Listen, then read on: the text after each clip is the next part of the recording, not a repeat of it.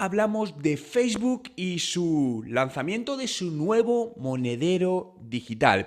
Esta iniciativa y el tema de criptomonedas ya lanzó el mensaje en el año 2019 Facebook con su criptomoneda Libra, lo cual generó gran revuelo a nivel mundial.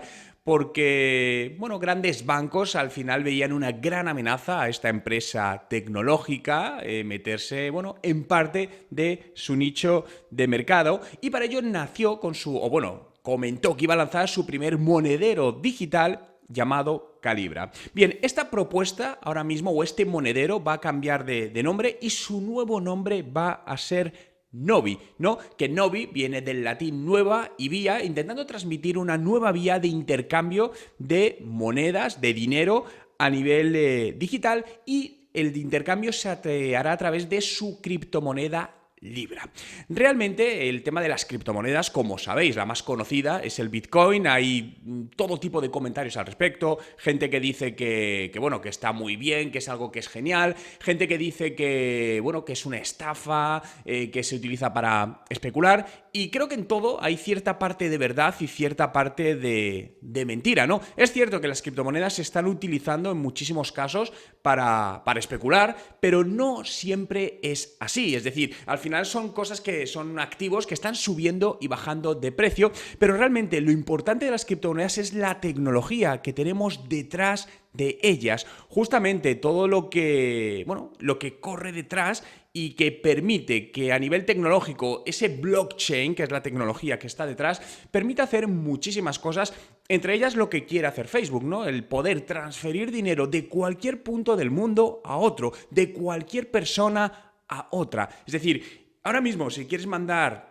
dinero a cualquier parte del mundo, normalmente tarda varios días en llegar y normalmente tiene unos costes mucho más elevados. ¿Os imagináis poder mandar dinero a cualquier persona a tiempo real? Es decir, ahora mismo yo estoy en Madrid, en España, y quiero mandar dinero a Atlanta, en Estados Unidos, y en un segundo, en cuanto lo dejo, ¡paf!, el dinero llega allí y encima mis costes son muy reducidos. Bien, pues esto es lo que quiere o lo que están montando, o lo que nos permite, ¿no?, toda la tecnología que hay detrás de las criptomonedas. Esta nueva billetera digital, esta wallet, también conocidas como wallet digitales, tendrá un sencillo proceso, ¿no?, donde para cualquier persona podrá utilizarlo. Lo único que necesitaremos será bajarnos esta aplicación de Facebook llamada Novi, como os decía, y desde ahí vamos a poder mandar el dinero. Y además va a tener integraciones con aplicaciones como WhatsApp o Messenger, por lo que también desde el propio WhatsApp o Messenger vamos a poder enviar dinero a otras personas, ¿no? En principio todavía no hay fecha de salida, dicen que en breve estará disponible una primera versión en distintos países. Para darse de alta tan solo necesitaremos verificar nuestra identidad y poco más. Por el momento, poca información más al respecto, pero sí a la espera de esta nueva gran noticia. Ya desde hace algunos años se está viendo que grandes empresas tecnológicas, Google, Apple, Facebook, están metiéndose en la parte financiera, ¿no? Y creo que sin lugar a dudas van a coger una parte del pastel que los bancos no han sabido tratar adecuadamente a sus clientes, y creo que muchos clientes, sobre todo los perfiles más jóvenes, ¿no?, las personas más jóvenes, nuevas generaciones, millennials, Z, serán más proclives a dejar de utilizar los bancos tradicionales para ciertas cosas, irse a otro tipo de empresas tecnológicas donde pueden tener más grado de confianza o les ofrecen mejores servicios, condiciones o beneficios, ¿no?, relación calidad-precio. Hablamos del ecosistema inteligente de la experiencia empresarial, ¿no? Y esta combinación de palabras que puede sonar en muchos casos muy rocambolesca, pero realmente aglutina la parte más importante de un negocio, y es la experiencia que somos capaces de trasladar hacia nuestros clientes y nuestros posibles clientes para hacer que nuestro negocio sea realmente un negocio y crezca, ¿no? Realmente os voy a compartir la idea de una conferencia que preparé hace algo menos de un año. Fue una conferencia que preparé y por distintas razones que sucedieron al final no pude darla. Pero fue una conferencia que me pareció muy interesante cuando la estaba preparando, porque al final todo el valor que iba a entregar considero que era clave para que esos empresarios donde la iba a hacer activasen sus negocios, que muchos de ellos los tenían en una fase, pues muchos de estancamiento y otros lo tenían en una fase incluso de caída, donde con todo este panorama digital no sabían qué es lo que estaban haciendo, ¿no? Y la base central, ¿no?, de la idea de esta experiencia empresarial es combinar varios aspectos de tu negocio. Por un lado, la combinación de los datos, es decir, toda la información que eres capaz de recabar de tus clientes.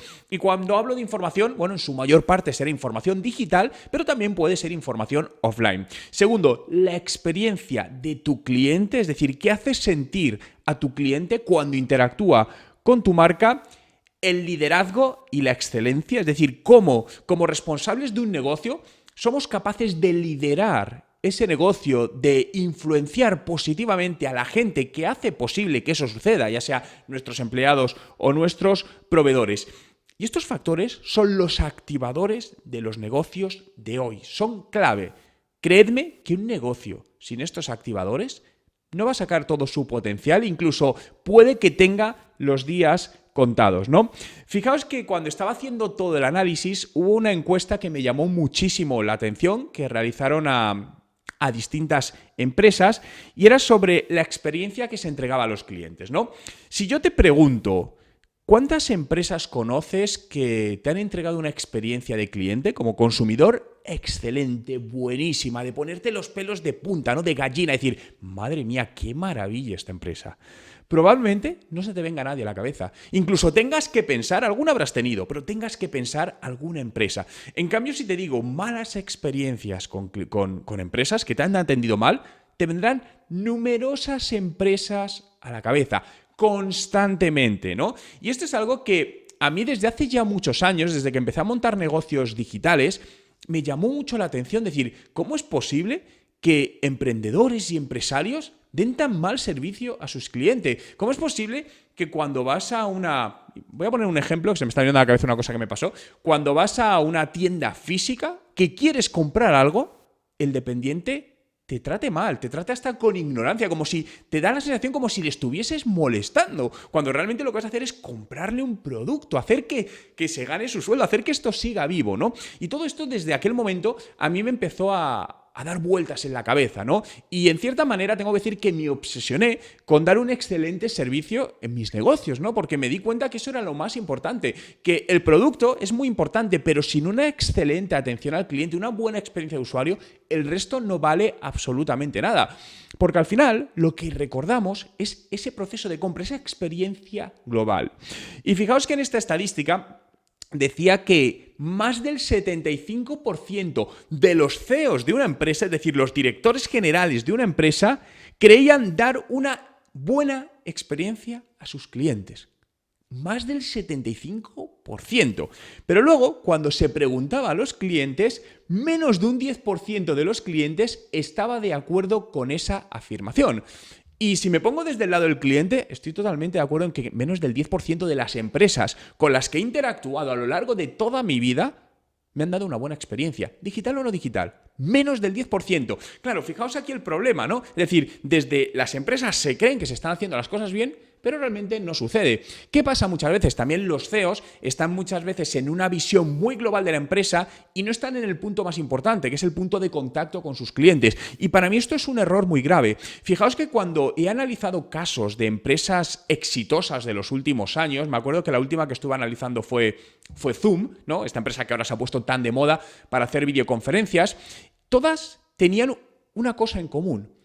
Y en esta de Zoom también lo tenía. Y es que el propio fundador de la empresa, sobre todo al principio, de vez en cuando se ponía él a atender directamente a los clientes, porque quería ver cuál era la sensación de los clientes con su marca. Claro, piensa cuántos directores generales que conoces en una empresa de repente se ponen a atender a un cliente, o se ponen a hablar con él por teléfono para ver, para tratarlo. No, normalmente no. ¿Por qué? Porque están puestos en sus burbujas, decir, no, es que yo soy el dueño, es que yo soy el director, es que yo soy el presidente. Eso no es para mí. Perdona, pero te equivocas. Eso es para ti. Otra cosa es que no lo estés haciendo constantemente en el día a día y no sea tu trabajo habitual. Pero para mí tienes la obligación de vez en cuando ponerte a atender a tus clientes.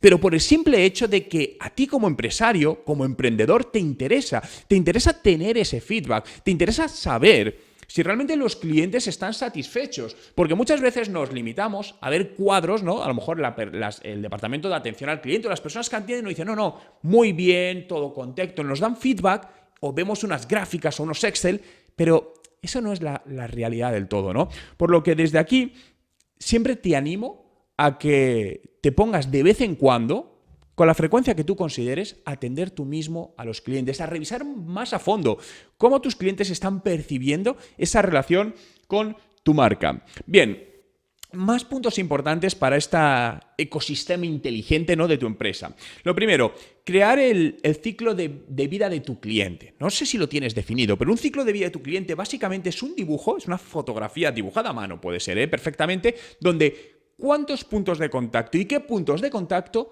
tiene un cliente antes de comprar tu producto. Voy a poner un ejemplo de uno de nuestros negocios. Imaginaos toda la parte de formación online. Un usuario, de repente, está buscando información por Google y encuentra sobre una temática en concreto, imaginaos sobre cómo montar un negocio en Internet, y de repente encuentra un post nuestro. Bien, empieza a leer el post, le resulta interesante y ve que hay disponible un webinar gratuito. Bien, se apunta, deja sus datos y se apunta al webinar. Después de ese webinar lo ve que puede contactar con una persona de mi equipo y cierra una reunión. Fijaos, ya hasta ese punto todavía el usuario no ha comprado, todavía no es cliente, pero ya ha tenido numerosos puntos de contacto con nuestra marca. Desde que nos ha encontrado en Google, desde que ha entrado en nuestro blog a leer un artículo, desde que ha entrado en el webinar, después pasa con una persona de nuestro equipo que habla con él y todo ese proceso hasta que cierra una venta. Bien, ¿cuál es? Eso es el ciclo de vida de tu cliente. Defínelo, dibújalo.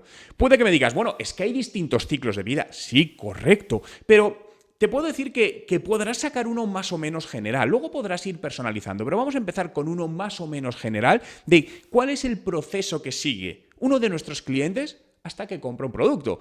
Si eres un concesionario de coches, es muy probable que tus clientes empiecen buscando en Internet, te encuentren, soliciten información, sea por teléfono o por email, les mandes un email con información, hables con ellos por teléfono, por WhatsApp. Es decir, al final hay un patrón común y es muy importante que definas este patrón para también definir en cada punto de contacto qué experiencia tiene el usuario. Porque lo que estábamos hablando al principio, a veces sucede que en unos puntos de contacto, de hecho suele suceder, en unos puntos de contacto la sensación del cliente es buena. No, es que aquí me han tratado bien. Pero es que aquí ha sido horrible. Pero es que aquí... Entonces, al final tenemos al cliente en un constante vaivén emocional. Es una montaña rusa emocional. Aquí me siento bien, aquí me siento mal. Aquí me siento bien, aquí me siento mal. Bien, ¿eso de qué nos vale? Para detectar qué no le gusta a nuestros clientes y hacerlo menos. De esta manera, al final, conseguimos generar una experiencia de usuario más plana en el punto positivo, ¿no?, que es el que estamos buscando.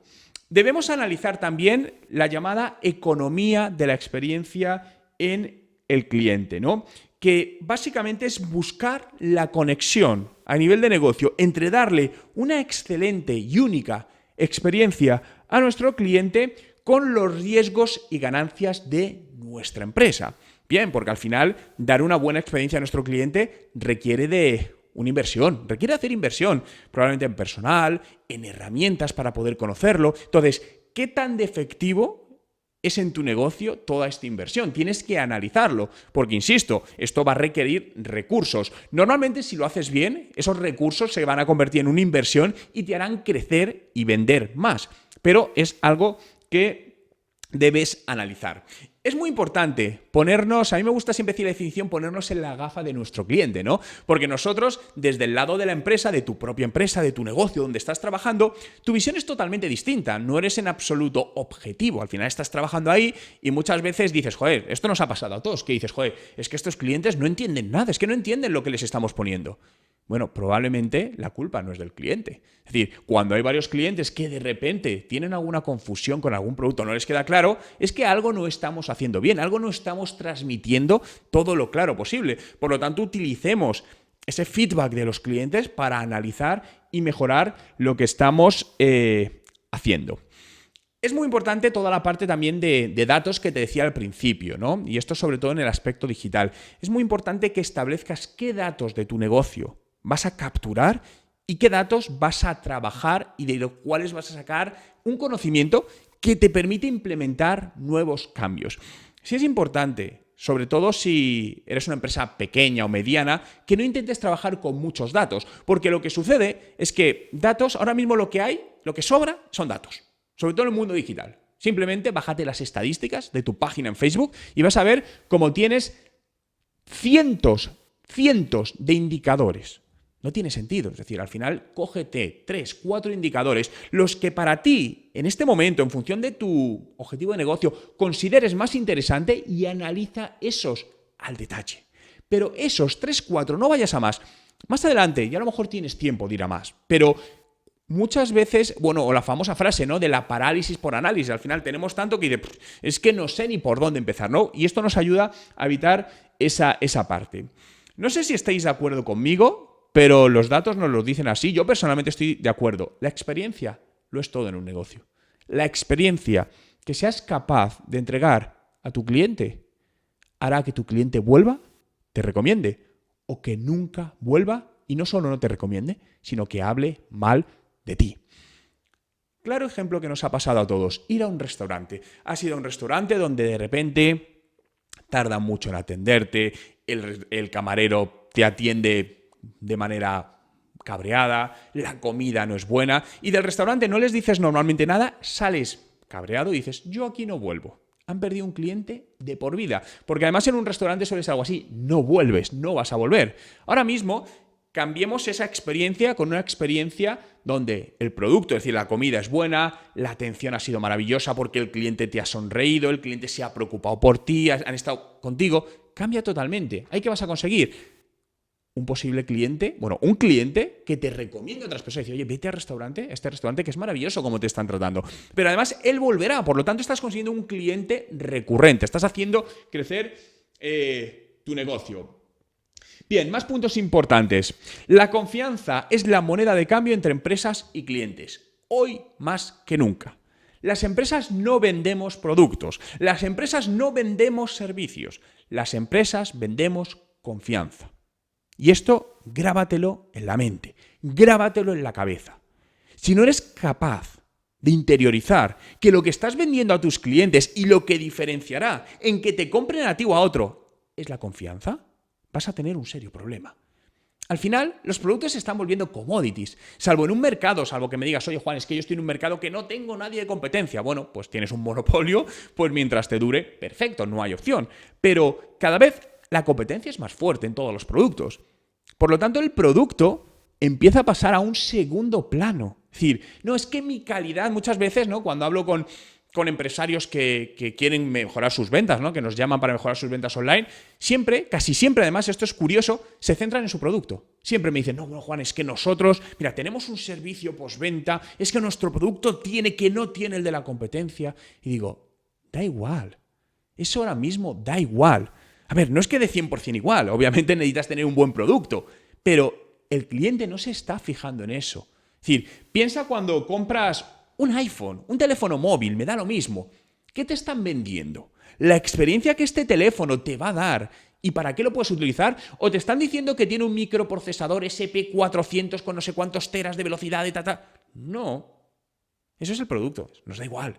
Yo lo que quiero es saber cómo con este teléfono puedo hacer mejores fotos, puedo contactar con mis amigos, me va a durar más la batería, cosas que me beneficien a mí. Por lo tanto, siempre enfócalo desde el punto de vista de experiencia del usuario y los beneficios que a él le vas a dar.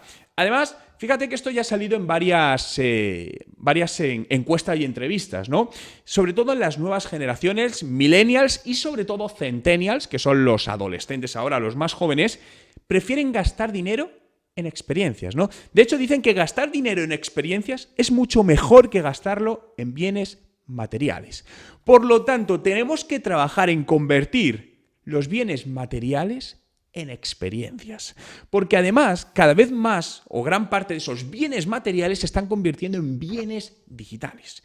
Por lo que trabaja tu experiencia. Pregúntate, ¿tienes una estrategia de la experiencia de tu cliente? Si no la tienes, no pasa nada.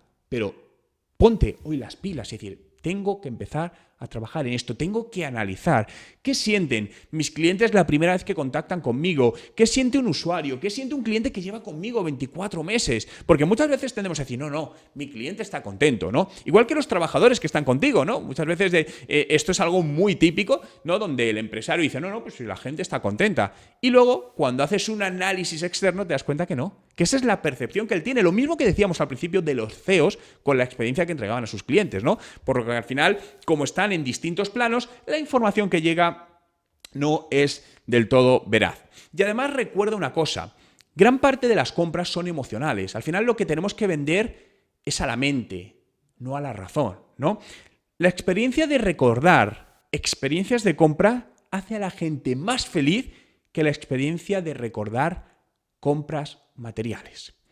Me estaba viniendo a la cabeza el otro día, creo que ya lo comenté en un podcast, una compra online que hicimos de una serie de productos que mi mujer quería de cosmética y bueno, los compramos en ese sitio, investigamos varios sitios en internet y al final pues, este nos dio buena sensación a nivel online, lo compramos, decíamos venían que nos entregaban en 24 o 48 horas, bien, lo pedimos y es cierto, tardó menos de 48 horas, bien, cumplieron su primera propuesta, pero además yo me fijo mucho en estas cosas, ¿no? Y cuando le di el paquete a mi mujer, porque llegó a la oficina y se lo di a mi mujer, y todo ilusionada, lo abría, ¿no? Además venía en una caja muy bonita. Es decir, curioso, no era la típica caja de cartón fea, sino que era una caja bonita, lo cual ya era un valor diferencial, y ella lo abría ilusionada, ¿no? Yo me fijé en sus reacciones y lo primero le habían puesto una tarjeta, como una postal, ¿no? Escrita a mano, hola Victoria, gracias por tu primer pedido, esperemos que podamos ayudarte, firmado.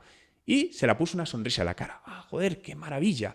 Y luego además la pusieron distintos regalitos, ¿no? De pruebas de muestra de otros productos al margen de los productos que había comprado. Bien, en definitiva su experiencia fue maravillosa, quedó encantada. Y dijo, joder, Juan, vamos a volver a pedir a estos cuando tengamos que comprar. Fijaos, esos son los pequeños detalles. Eso es lo que recuerda. No recuerda exactamente qué crema compró o qué producto compró. Recuerda la experiencia que ha tenido en todo el proceso de compra de ese producto hasta que se lo entregan. Por lo tanto, al final lo que tenemos que buscar es el famoso efecto wow, ¿no? El efecto ese de que al final cuando tienes algo casi que te hace ponerte los pelos de gallina y decir, joder, qué maravilla, qué bien me ha tratado esta empresa. Porque recuerda que los clientes no compran productos. Los clientes compramos beneficios que ese producto o ese servicio nos va a dar a nosotros. Nos da lo mismo muchas veces el producto o el servicio, sino lo que queremos saber es cómo ese producto o ese servicio que tú me estás vendiendo me va a entregar valor, me va a mejorar mi vida, va a mejorar la vida de mis padres, de mi hermana, de mi hijo, de mi familia, en función va a mejorar los resultados de mi empresa, lo que quieras, eso es lo que necesitan.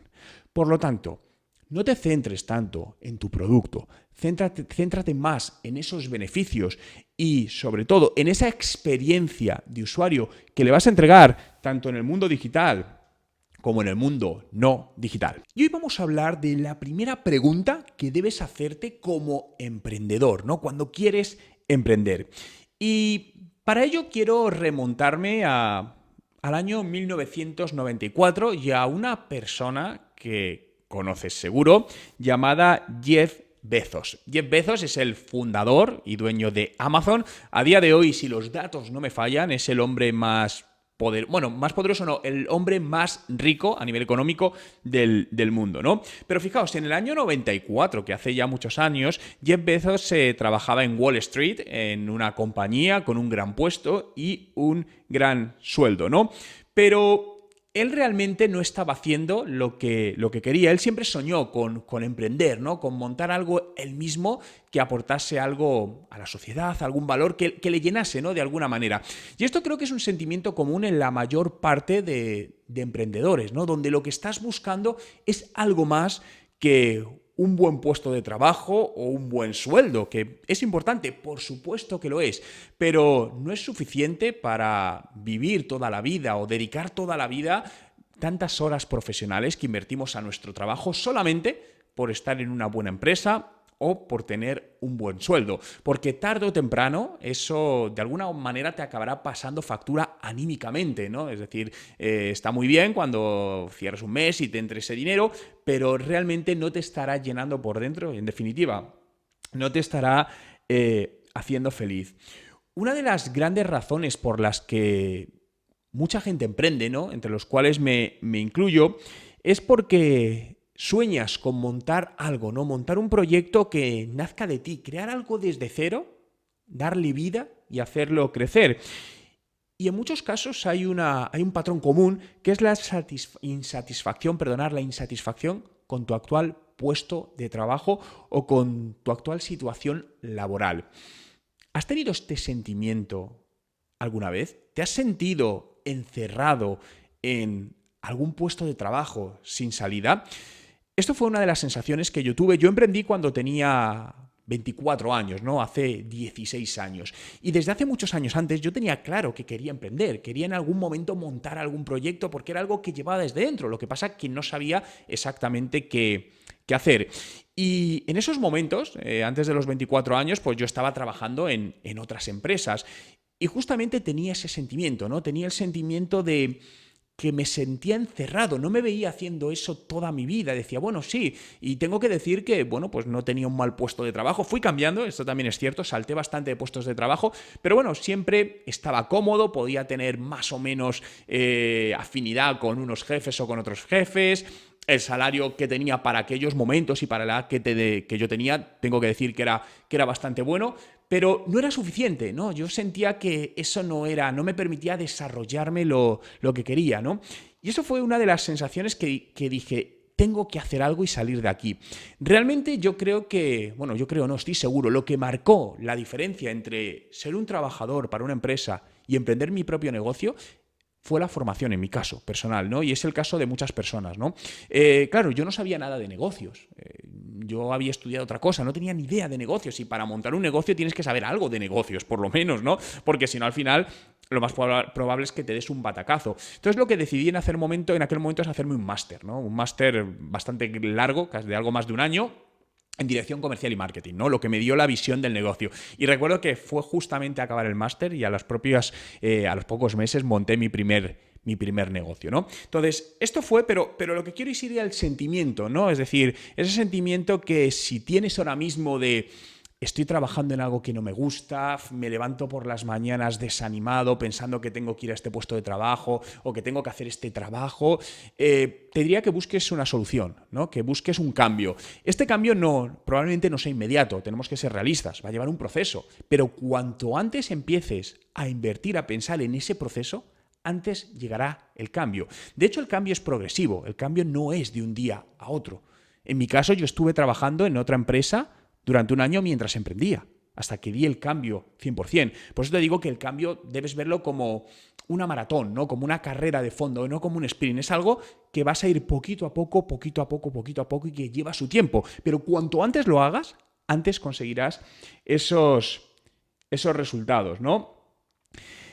Fijaos que uno de los grandes problemas a la hora de emprender, ¿no? Y esto me pasó a mí es, ¿qué monto? ¿Qué emprendo? ¿Qué hago? ¿No? Yo tenía la sensación, o yo estaba seguro que en algún momento me llegaría una idea. Y me llegó una idea, ¿no? En aquel momento. Pero esta es una de las grandes cosas que muchas veces las personas, ¿no? Me dicen, oye, Juan, quiero emprender, quiero montar algo, pero no sé qué hacer, no se me ocurre ninguna idea. Algunos incluso me dicen, está todo inventado. Da igual. Lo primero, no está todo inventado. Pero es que no hay que inventar nada nuevo. Puedes coger algo que está inventado, que está funcionando, y mejorarlo. Muchos de los negocios exitosos a día de hoy han utilizado esta fórmula. Google no inventó. Google mejoró algo que ya existía. Facebook no inventó. Facebook mejoró algo que ya existía. WhatsApp tampoco inventó. Mejoró algo que ya existía. Por lo tanto, tú puedes hacer exactamente lo mismo, ¿no? En mi experiencia hay dos preguntas a las que debes dar respuesta, ¿no? Que son las que te dirán por dónde debes emprender o qué debes hacer, ¿no? La primera pregunta es ¿en qué eres bueno? Es decir, solo podrás emprender con gran éxito y siendo feliz, entendiendo el éxito, ¿vale? Yo hablo del éxito no como que algo funcione y que vendas mucho, sino que además de funcionar, te encante, disfrutes lo que estás haciendo. Por lo que solo puedes disfrutar aquello en lo que eres bueno. A veces emprendemos porque se nos cruzan oportunidades de un proyecto que, bueno, pues más o menos nos convence, pero realmente no eres bueno en eso. Entonces, piensa en qué eres realmente bueno.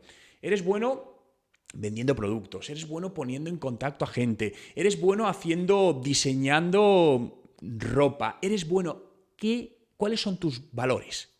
Tus valores, ¿cuáles son tus dones? Y eso todos tenemos. Descubre cuáles, porque seguramente sabes cuáles, y piensa cómo eso lo puedes convertir en una línea de ingresos.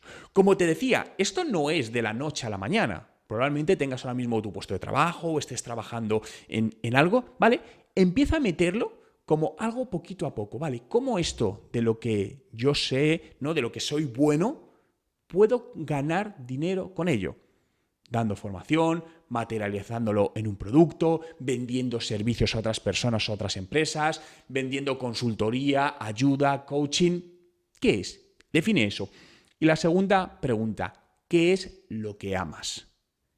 Si te dijesen que tienes que trabajar o hacer una cosa el resto de tu vida, solo una, ¿qué sería?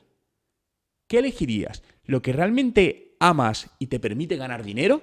¿O lo que te permite ganar mucho más dinero, pero no te va a gustar? Yo lo tengo claro.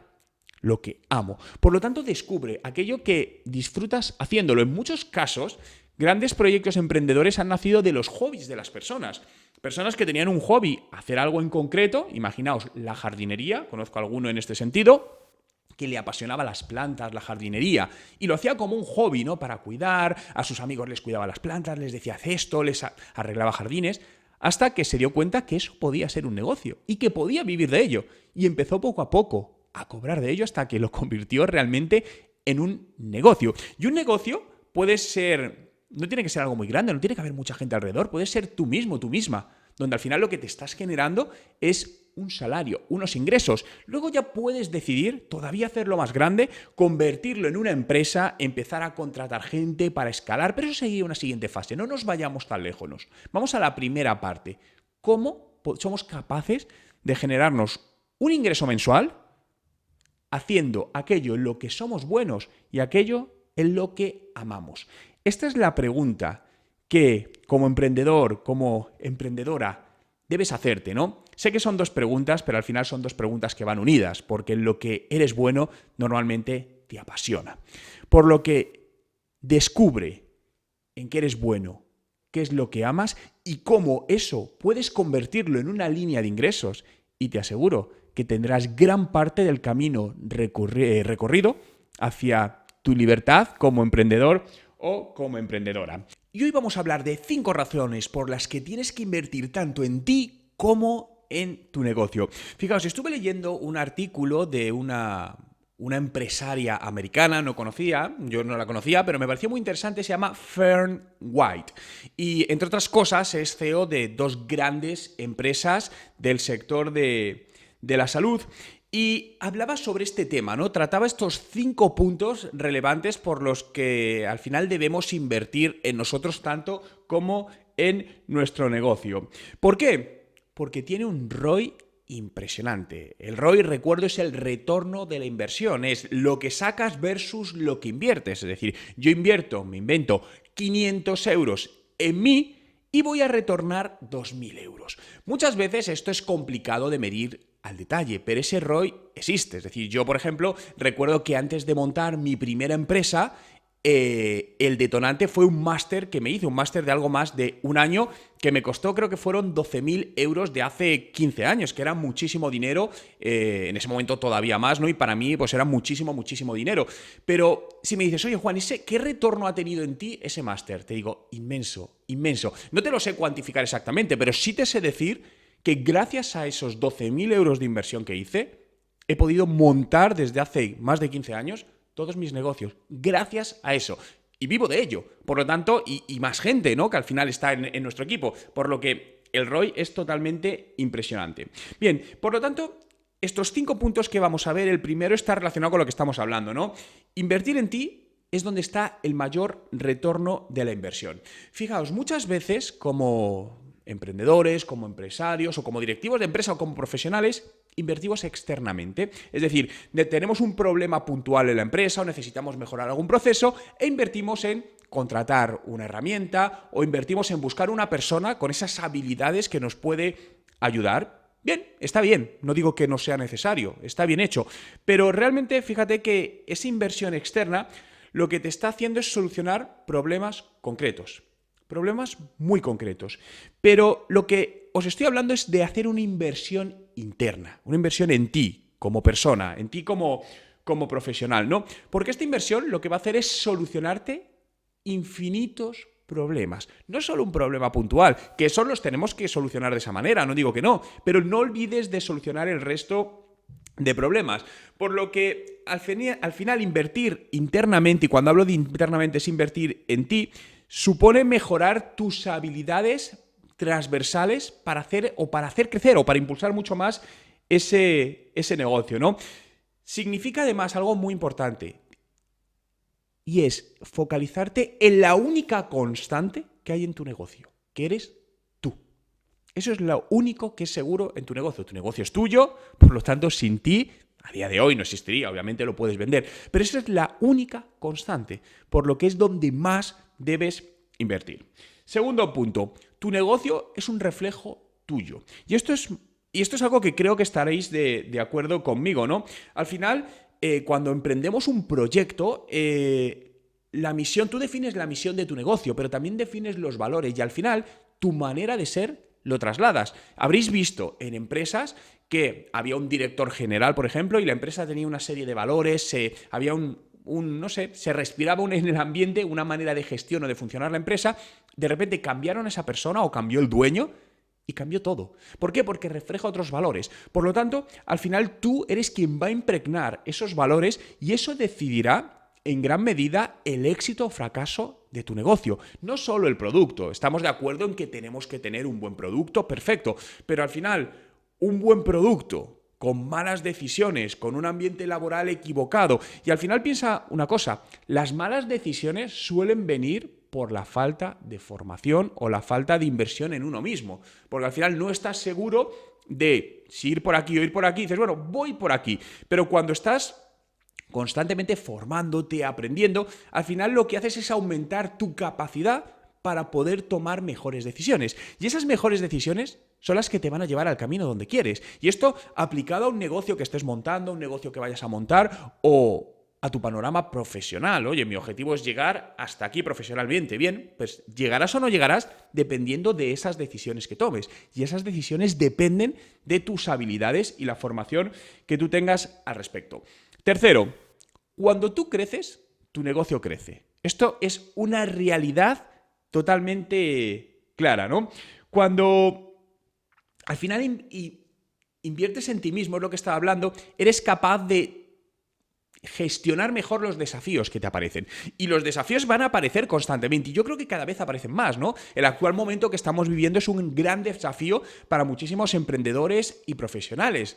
Unos lo están tomando de una manera, otros lo están tomando de otra, otros lo están reenfocando bien, ¿no? Habrás escuchado como X empresa, a pesar de haber caído en ventas, de repente se ha transformado porque su CEO ha dicho, y otras empresas dices, ha muerto. ¿Cuál es la diferencia? En la toma de decisión, en esa persona, las habilidades que tenía, porque estaba preparado. Es decir, algo que me habréis escuchado en numerosas ocasiones, si escucháis mi podcast habitualmente, es que para mí la suerte no existe. Para mí la suerte es estar preparado en el momento que te llega oportunidad. Entonces, cuando decimos es que he tenido mala suerte o le echamos la culpa al contexto, lo que ha pasado, no es otra manera que al final descargarnos nosotros de una culpa. Es una autoprotección propia para descargarnos de esa culpa. Pero si lo pensamos bien, no es cierto. Es decir, es cierto que el contexto nos ha podido hacer daño, sí, pero como le ha hecho daño a otras personas, entonces, ¿por qué otras personas salen y nosotros no? Preguntémonos, ¿por qué otros negocios siguen adelante y nosotros estamos con problemas? En muchos casos es por el grado de preparación, por esa suerte, porque no estuvimos preparados en el momento que nos llegó la oportunidad. No pasa nada, es decir, lo importante es tomar acción y ser conscientes de ello. Vale, me ha pasado esto, no pasa nada. Tomémoslo como un aprendizaje, que es como debemos tomar estas cosas, y hagamos lo que sea para que esto no nos vuelva a suceder. Para que en la próxima desafío que sucede en mi empresa, el próximo problema que tengamos, esté mejor preparado como director, como emprendedor, como empresario, para tomar la decisión más acertada y convertir una debilidad en una potencial, bueno, o en una real fortaleza. Cuarto punto, cuídate.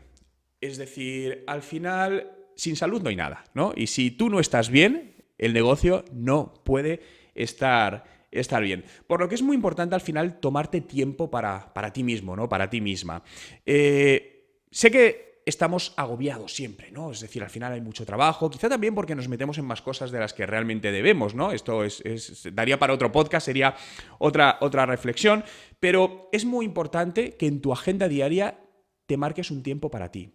El cuándo lo debes decidir tú. Yo personalmente, por ejemplo, el hacer deporte para mí es genial a primera hora de la mañana, ¿no? ¿Por qué? Porque te activa, además, como bien sabéis, el deporte tiene un tema de activación de endorfinas que lo que te da es más fuerza. Entonces, para mí, pues es tomarte, oye, todas las mañanas me tomo una hora para poder ir al gimnasio, hacer deporte, y a lo mejor te buscas otro hueco por la noche antes de dormir, si te gusta meditar, por ejemplo, es decir, pero al final lo importante es que tomes tu tiempo para cuidarte, ¿no? Que te crees un espacio diario para limpiarte, evadirte de tu momento y descansar o pensar. Hay gente que conozco amigos, por ejemplo, que lo hacen después de comer, ¿no? Que después de comer, pues sabes que muchas personas nos entra ese sueñecillo, ¿no? Pues oye, ahí me tomo 15 minutos para quitarme de todo, quito el móvil, lo pongo en modo avión, cierro el email para que nadie me moleste, nada me disturbe. Y dedico 15 minutos a meditar, por ejemplo. Bien, pero es muy importante al final que te tomes tu tiempo, porque te recuerdo, si tú no estás bien, al final mens sana in corpore sano, si tú no estás bien, no vas a poder tomar buenas decisiones. Por lo que, como veis, al final es toda una cadena que necesitamos que esté bien alineada para que esto funcione. Y el quinto punto, busca permanecer el mayor tiempo posible en tu zona de genialidad, ¿no? Tu zona de genialidad es ese momento, ese espacio donde lo que haces es realmente lo más impactante positivamente en aquello que quieres conseguir. Y esta zona de genialidad para mí se crea de dos maneras. Lo primero, adquiriendo las habilidades necesarias, lo que hablamos antes, estar en una formación constante, continua, para estar continuamente adaptando o tomando, ¿no? Aprendiendo estas habilidades, y por el otro lado combinada con tu zona de genialidad, con tu espacio. ¿Por qué? Porque si tienes muchas habilidades, pero estás constantemente estresado, pues al final, ¿qué sucede? Que no puedes en ningún momento al final sacar esa zona de habilidad, ¿no? 6 estrategias probadas para hacer crecer tus ventas online. Bien, antes de entrar en estos 6 puntos, me gustaría destacar que cuando hablo de incrementar tus ventas online, pueden ser ventas directas o indirectas. Y me explico mejor. Ventas directas sería, pues, si tienes una tienda online y la gente directamente puede encontrar tu producto, tu servicio, seleccionarlo y pagar directamente online. Ventas indirectas son aquellas que el pago no se tiene por qué producir en la página web, pero sí hay una intención de compra. Imaginaos un formulario de contacto donde estás vendiendo cierto tipo de producto y quien quiere información solicita la información para que luego vía teléfono, en presencial o como sea cada uno de los productos lo puedas vender. O también puede ser porque vendes un producto que tienes que agendar una llamada con un asesor o un comercial. Bien, eso sería una venta indirecta. Por lo tanto, estas 6 estrategias de las cuales te voy a hablar te van a ser útiles para incrementar estas ventas directas o indirectas, ¿no? Por lo tanto, siempre se pueden mejorar los datos de una tienda online. Muchas veces sucede que cuando, bueno, más o menos las cosas van bien, nos conformamos, ¿no? Nos relajamos y no seguimos trabajando duro por mejorar esos ratios de conversión. Y esos ratios de conversión son importantísimos porque no es tanto en llevar más visitas a tu página web, a tu tienda online, sino como mejorar esos ratios de conversión de cuando el usuario llega a tu página web. Fijaos que muchas veces cuando nos contactan, ¿no?, para ayudar a las empresas a crecer sus ventas online, en muchos casos nos dicen esto: no, necesitamos más visitas a nuestra web o nuestra tienda online. Y siempre les hago la misma pregunta, digo, ¿por qué? Digo, ¿cuál es tu ratio de conversión? Y en muchos casos no saben decirme la respuesta. Entonces les explico que realmente lo importante no es ahora mismo meter más visitas a tu web, es con las visitas que tenemos. Hombre, siempre y cuando haya unas visitas mínimas, obviamente. Con las visitas que tenemos, ¿cómo podemos trabajar para mejorar y que un porcentaje más alto de gente que entra te compre? Y cuando lo mejoremos, entonces sí, invertir en acciones de marketing que nos ayuden a incrementar ese tráfico de de visitas, ¿no?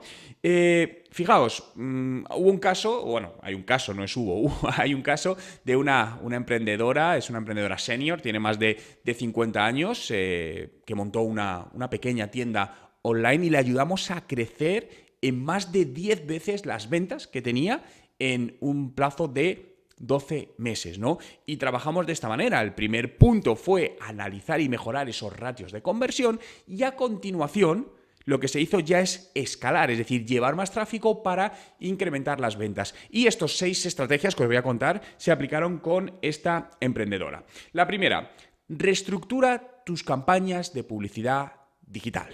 Importantísimo, si quieres vender online, tienes que hacer campañas de publicidad digital. Esto es así, no nos equivoquemos, salvo que me digas, bueno, yo soy una gran marca, a mí la gente me conoce, me entra todo solo, bueno, pues si tienes esa suerte, genial, pero no es lo habitual, ¿no? Fijaos que esta mañana estaba hablando con una posible alumna del máster que os comentaba al principio, de cómo montar nuestro negocio online, y nos preguntaba que si realmente, qué curso le recomendábamos de los nuestros, ¿no? Porque decía, mira, nosotros tenemos una tienda online montada desde hace algún tiempo, pero no acabamos de generar suficientes ventas. Dice, pensábamos que esto era más sencillo, que era poner una tienda online y que con redes sociales íbamos a empezar a llevar gente para comprar, y se había dado cuenta que no. Y esto es así. Por esto os digo la importancia de las campañas de publicidad digital. Y uno de los grandes problemas teniendo estas campañas es que muchas veces no están todo lo optimizadas que deberían. Es muy importante trabajar bien estas campañas y que sean gestionadas por gente experta. O que te formes en ello, que te aprendas cómo se maneja una campaña de publicidad en Facebook, en Instagram, en Google y apliques todo ese aprendizaje. Pero aprende, nunca arranques campañas sin haber estudiado previamente de la mano de profesionales o ponerlo en manos de profesionales estas campañas, porque lo que va a suceder es que vas a estar perdiendo dinero con una probabilidad enorme, porque aunque te puede parecer sencillo crear una campaña en Facebook, no es sencillo hacer que funcione. Crear el anuncio es sencillo. Ahora, hacer que ese anuncio venda, créeme que eso no es tan sencillo. Por lo tanto, es muy importante aquí que busques cómo revisar, reestructurar y optimizar esas campañas que estás haciendo. Segunda estrategia, incorpora más comentarios, revisiones, ¿no? Las reviews de posibles clientes, opiniones de clientes. Esto es importantísimo en venta online. Al final hay muchas estadísticas, ¿no?, que dicen distintos porcentajes del grado en el que los consumidores nos fiamos de opiniones de otros en Internet, ¿no? Por ejemplo, hay una estadística reciente americana que dice que el 84% de los compradores online dicen que confían en las opiniones de otras personas, ¿no? Y el 93% de ellos dice que les condiciona a la hora de comprar o no un producto. Más allá de si estos porcentajes son un poquito más altos, un poquito más bajos, la realidad es que esto influye enormemente. Si no, piensa cómo actúas tú cuando entras en una tienda online que no conoces. Si no hay ningún tipo de comentario en esa tienda, en los productos, probablemente te da desconfianza. Ahora, si entras y hay muchos comentarios, habrá algunos negativos también, no pasa nada, pero hay más positivos, te da confianza y dices, bueno, es una tienda que tiene gente, que la gente comenta, que bueno, ha habido gente que ha tenido buenas y malas experiencias, pero en general es positivo.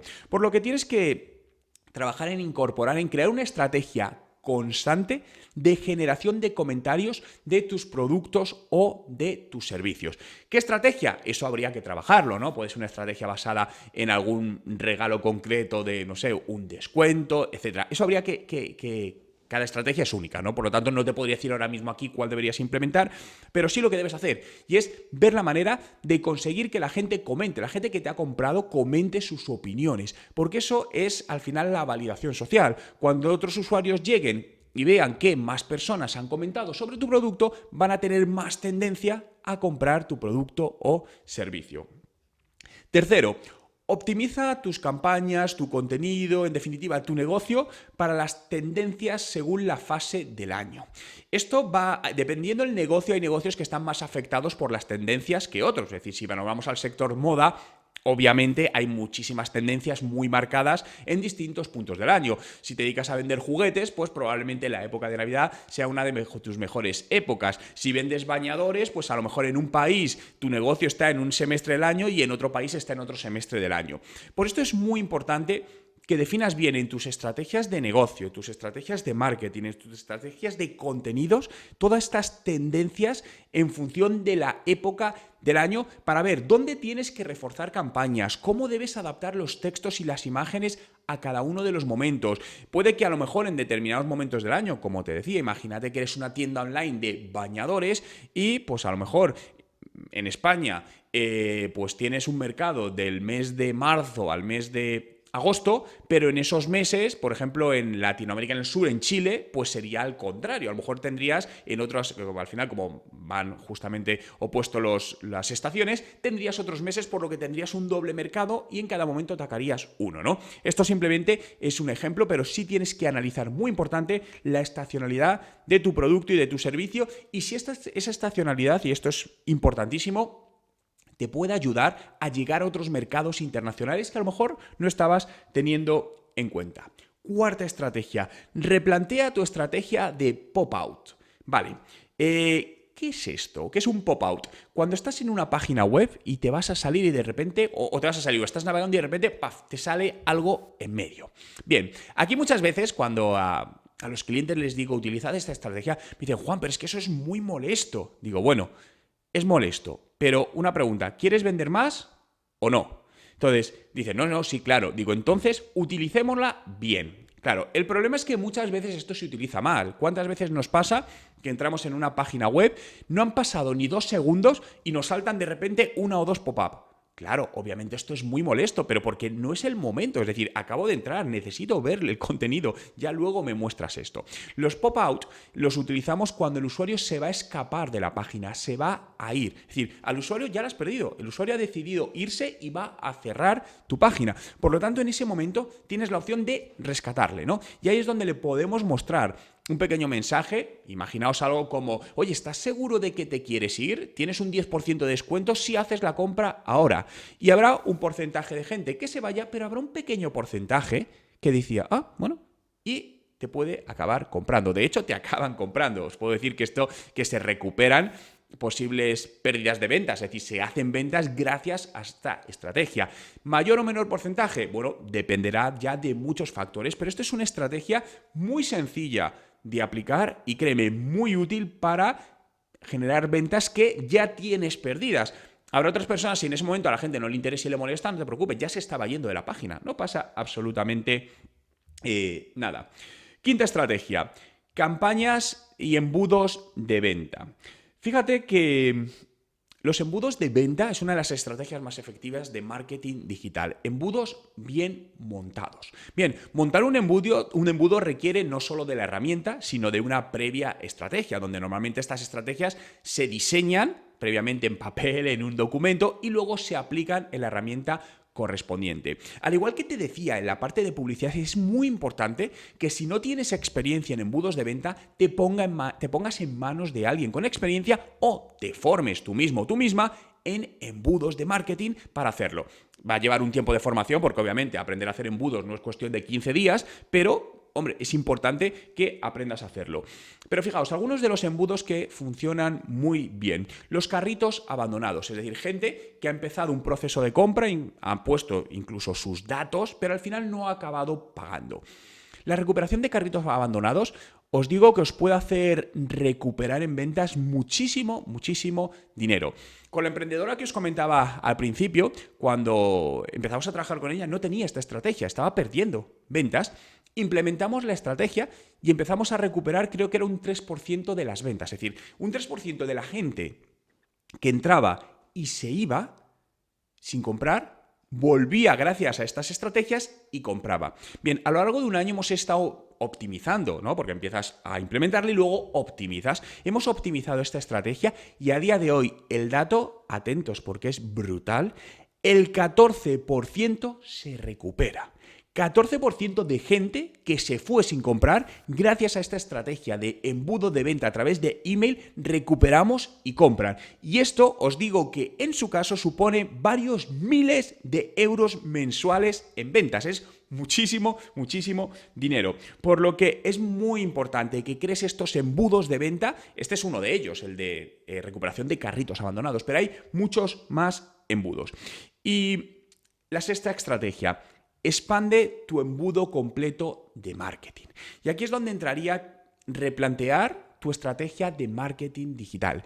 ¿Cuántos canales estás utilizando? ¿Qué redes sociales? ¿Cómo unas se apoyan a la otra? ¿Qué estrategia de contenidos estás usando? El marketing digital, al final, en venta online es totalmente fundamental. Es decir, no vale, insisto, en que tengas un buen producto, un buen servicio, que lleves mucho tiempo en el mercado, que pienses que, bueno, somos los mejores, sí, pero eso la gente no lo sabe. La gente lo que quiere es comprar aquello que cuando entra en Internet le da más confianza y considera que le va a solucionar mejor el problema. Por lo tanto, el marketing digital aquí es donde te va a ayudar a ponerte por delante de tu competencia y que cuando al final el usuario evalúe varias opciones, porque esto al final lo hacemos todos, no compramos lo primero que vemos, evaluamos varias opciones, decida comprártelo a ti en lugar de comprarlo a la competencia. Por lo tanto, aplica estas 6 estrategias y te aseguro que en un corto o medio plazo de tiempo verás cómo crecen tus ventas online, tus ventas en Internet. Muchas gracias a todos por estar ahí un día más, por hacer realidad este podcast que puedes seguir en Spotify. Busca Juan Merodio, dale a seguir y podrás tener acceso a más de 1.300 podcasts ya publicados y diariamente un nuevo podcast donde te ayudaré, te acompañaré, te daré recomendaciones, experiencias, consejos para que sigas mejorando tus resultados de negocio. Muchas gracias por estar ahí, cuidaros y nos vemos mañana.